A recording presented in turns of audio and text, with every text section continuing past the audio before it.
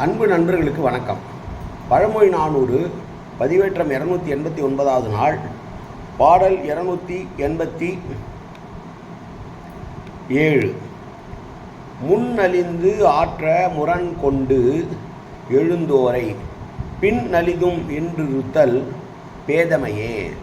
பின் சென்று காம்பு அன்ன தோழி கடிதற் கடித்தோடும் பாம்பின் கொள்வாரோ இல்.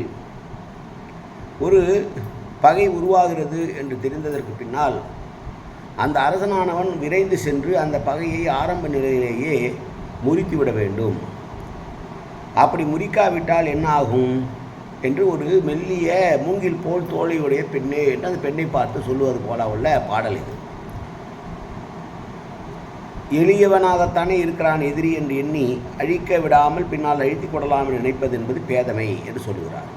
அதற்கு ஒப்பாக என்ன சொல்கிறார் என்றால், விஷப்பல்லுடைய பாம்பானது கடித்து விட்டதற்கு பின்னால் அதை பின்தொடர்ந்து சென்று அதனுடைய பல்லை பிடுங்கலாம் என்று நினைப்பது எப்படி இருக்குமோ அப்படித்தான் எதிரியானவன் நம்மை ஆட்கொண்டு நம்மை வீழ்த்த முற்படுவதற்கு முன்னாலேயே அவனுடைய நிலையை அறிந்து அவன் பலம் பெறுவதற்கு முன்னாலேயே அவனை அழித்துவிட வேண்டும் என்று உணர்த்துகிற பாடல், ஒரு அரசனுக்கான பாடல் இது.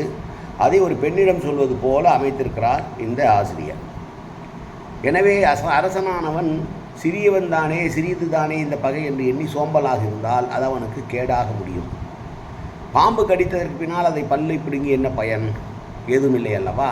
அதுபோல உடனடியாக அவன் தம்மை எதிரிகளை அழிக்க வேண்டும் சிறு நிலையில் இருக்கும்போதே என்று சொன்ன பாடல் இந்த பாடல். மீண்டும் பாடலை பார்ப்போம். முன்னலிந்து ஆற்ற முரண் கொண்டு எழுந்தோரை பின்னலிதம் என்றிருந்தால் இருத்தல் பேதமையே. பின் சென்று காம்பு அன்ன தோழி கடிதற் கடித்தோடும் பாம்பின் பல் கொள்வாரோ இல். நன்றி, வணக்கம்.